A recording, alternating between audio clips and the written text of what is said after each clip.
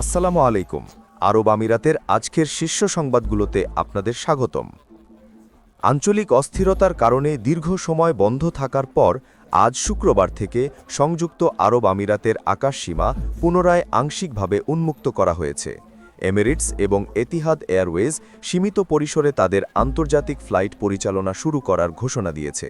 তবে যাত্রীদের বিমানবন্দরে যাওয়ার আগে অবশ্যই ফ্লাইটের স্ট্যাটাস অনলাইন বা কল সেন্টারের মাধ্যমে যাচাই করে নেওয়ার পরামর্শ দেওয়া হয়েছে।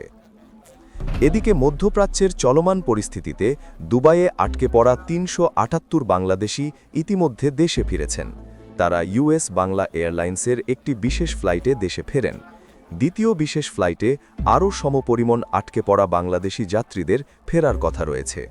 সার্বিক পরিস্থিতি বিবেচনা করে দুবাই বিমানবন্দর কর্তৃপক্ষ ইউএস বাংলা এয়ারলাইন্সকে বিশেষ ফ্লাইট পরিচালনার অনুমতি দিয়েছে।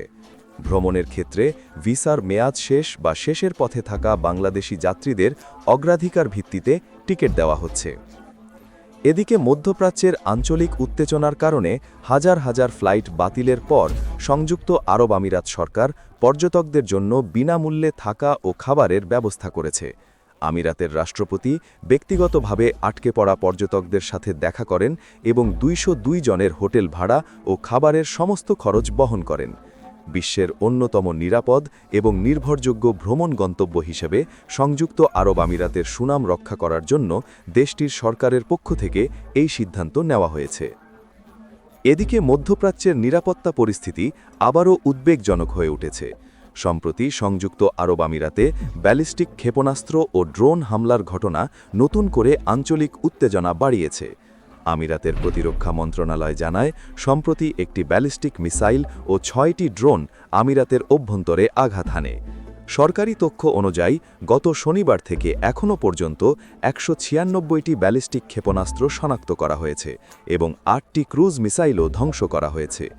এই হামলায় এখনও পর্যন্ত ৩ জন নিহত হয়েছেন, যাদের মধ্যে একজন বাংলাদেশি রয়েছেন। এছাড়া আহত হয়েছেন অন্তত ৯৪ জন, যাদের অনেকেই প্রবাসী শ্রমিক। মধ্যপ্রাচ্যের দেশগুলোতে বিপুল সংখ্যক প্রবাসী শ্রমিক কাজ করেন, তাই এ ধরনের হামলায় অনেক সময় বিদেশি নাগরিকরাই বেশি ক্ষতিগ্রস্ত হন। এই হামলার পর মধ্যপ্রাচ্যে কর্মরত প্রবাসী শ্রমিকদের নিরাপত্তা নিয়ে নতুন করে উদ্বেগ তৈরি হয়েছে। বাংলাদেশ, পাকিস্তান, নেপাল সহ দক্ষিণ এশিয়ার বহু মানুষ জীবিকার জন্য আরব আমিরাতে কাজ করেন। নির্মাণ, সেবা ও শিল্প খাতে এসব শ্রমিক গুরুত্বপূর্ণ ভূমিকা পালন করেন। তাই কোনো সংঘাত বা হামলার ঘটনা ঘটলে প্রবাসী পরিবারগুলো স্বাভাবিকভাবেই দুশ্চিন্তায় পড়ে যায়। আরব আমিরাতের সাম্প্রতিক এই হামলার পর ভবিষ্যৎ পরিস্থিতি নিয়ে উদ্বেগ তৈরি হয়েছে। যদি এ ধরনের হামলা অব্যাহত থাকে, তাহলে পুরো উপসাগরীয় অঞ্চলের নিরাপত্তা পরিস্থিতি আরও জটিল হয়ে উঠতে পারে।